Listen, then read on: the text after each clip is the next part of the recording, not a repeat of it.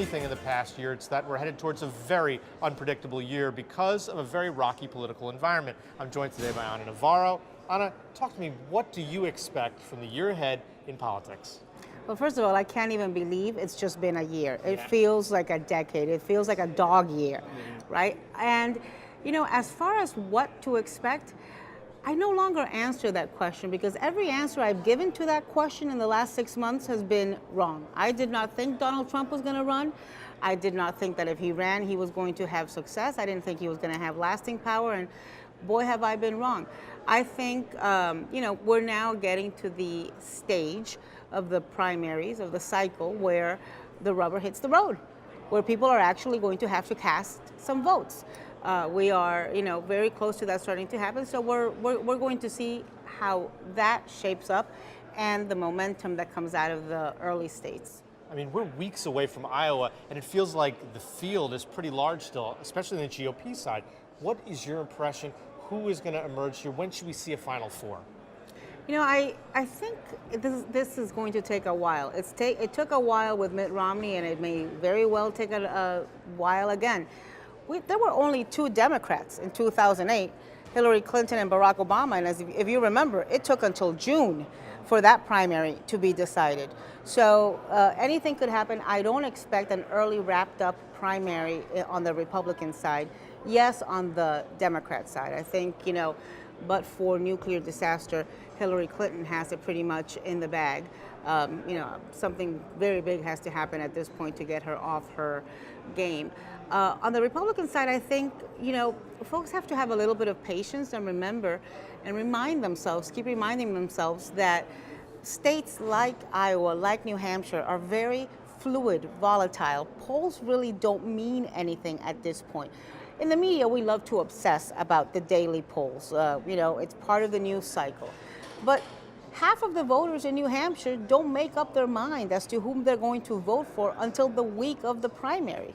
So all these discussions we've been having until now really are rather meaningless. I shouldn't say that as a pundit because it's nice to get paid for the discussions, but you know they're not etched in stone. So if all these polls are relatively meaningless, should people be worried about Trump gaining a few points today? Yes, that should be worrying because of why he's gaining the points.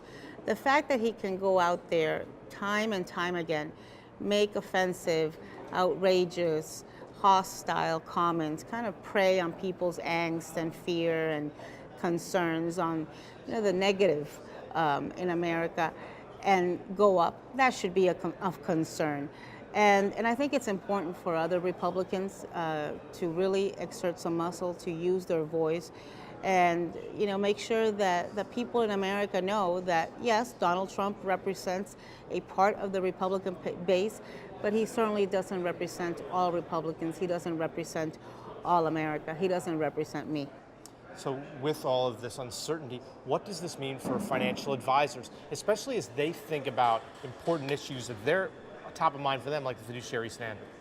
You know, I think financial advisors need to be very worried about what's going on the Democrat side, where Wall Street, where investors have become a taboo subject, a boogie monster, if you'd like, where, you know, Hillary Clinton bringing up Wall Street at a debate, it becomes her weakest moment of the debate.